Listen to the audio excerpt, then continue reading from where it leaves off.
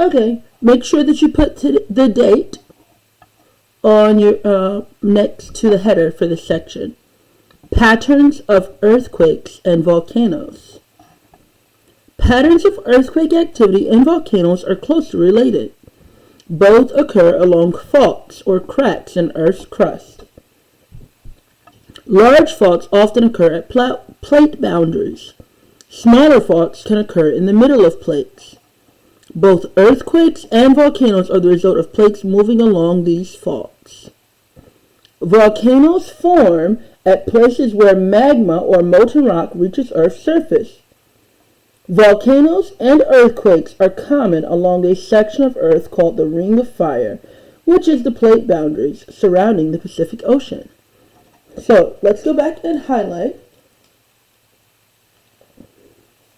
a couple of things, and then we'll take a look at the map as I read again.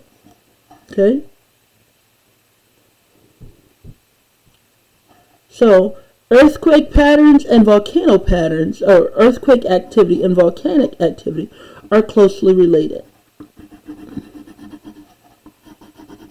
There's a connection, there is a relationship between where earthquakes occur and where volcanoes are set off, where volcanoes erupt. And the connection there comes because both occur along faults or cracks in Earth's crust.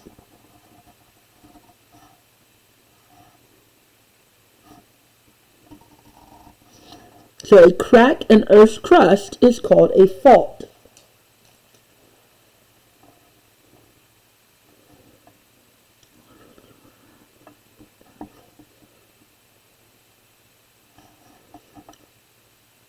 Both earthquakes and volcanoes are the result of plates moving along these faults.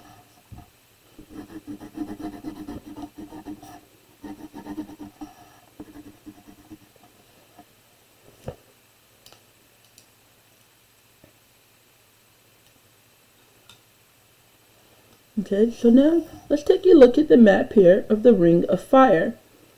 The Ring of Fire is in the Pacific Ocean. Excuse me. The Ring of Fire is in the Pacific Ocean.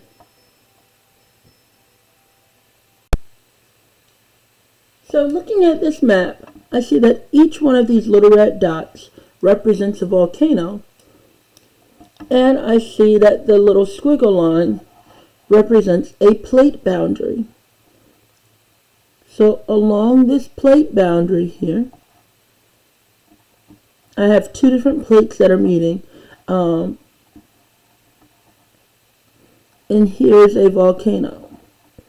There is a volcano inside of this plate. So let's see, I have the Pacific plate, the Indo-Australian plate, the Antarctic plate, the South American plate, the Nazca plate, the African plate, the Eurasian plate, the North American plate,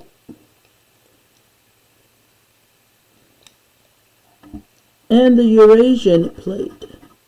So the Eurasian plate wraps around, it's on both sides. There's the Eurasian plate here, and if I were to loop around backwards all the way, thinking about that round earth like the globes we have in the classroom, the Eurasian plate is here as well. This is the same plate. Okay, the Eurasian plate is the same plate.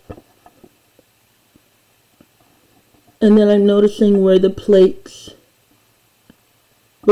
come into contact with each other. Look at how many volcanoes are up in here. I want you to take a minute and count up some of them, whether you count up the ones in this section or over here in this section or over here in this section. Just see how many volcanoes occur in these clusters within the Ring of Fire.